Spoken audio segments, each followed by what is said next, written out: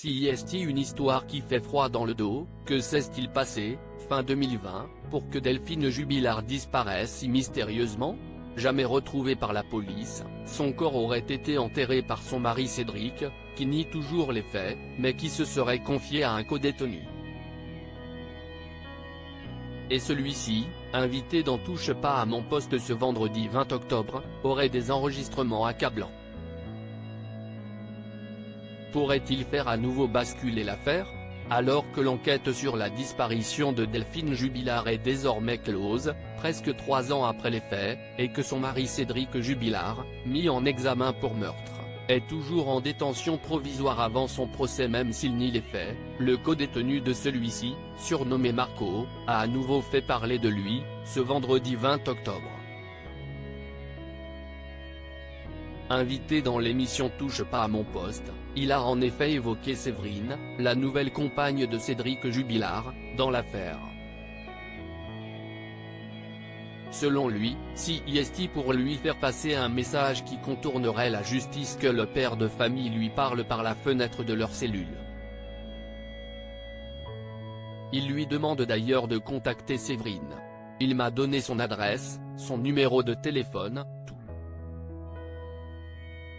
Il les a écrits de ses mains, je suis sorti, je l'ai appelé, on a pris rendez-vous, explique d'ailleurs simplement Marco devant Cyril Hanouna. Une entrevue pendant laquelle, toujours selon le détenu, Séverine donne les coordonnées GPS du lieu où Cédric aurait enterré le corps de Delphine. Interrogée plus tard, celle-ci dément, rappelle Cyril Hanouna. Mais pas de quoi faire perdre son sang-froid à l'ex-prisonnier, sûr de lui, elle a enregistré, moi j'ai transmis tous les enregistrements au tribunal, révèle-t-il. La jeune femme était-elle donc impliquée dans l'affaire? Si Marco a bien transmis des conversations à la justice dans lesquelles tous les deux évoquaient l'idée de déplacer le corps de Delphine, selon des informations du Parisien en janvier 2022, l'ex-compagne de Cédric Jubilard n'aurait en réalité pas transmis de coordonnées GPS à l'ancien codétenu corse, mais l'aurait mené sur le chemin d'une ferme non loin du domicile du couple. Par association d'idées, selon Ronan Folgoas, grand reporter police-justice au Parisien. Vous lui avez dit que Cédric vous avait parlé d'un endroit qui avait brûlé. Et elle pense à une ferme qui a brûlé au moment où Cédric est toujours en liberté au printemps 2021.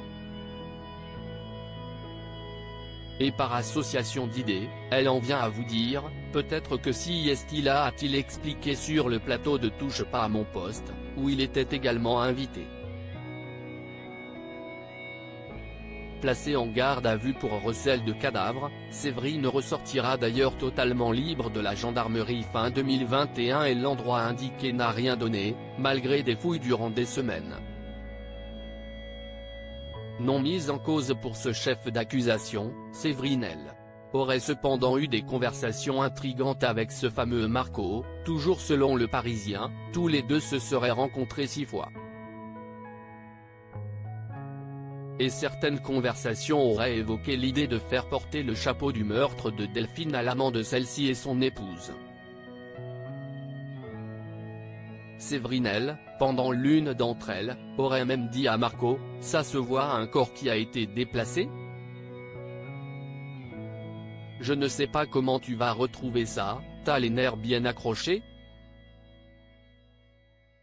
Interrogée, elle a nié savoir ce qu'il s'était passé et changé de version, désormais séparée de Cédric Jubilard, elle le considère comme coupable.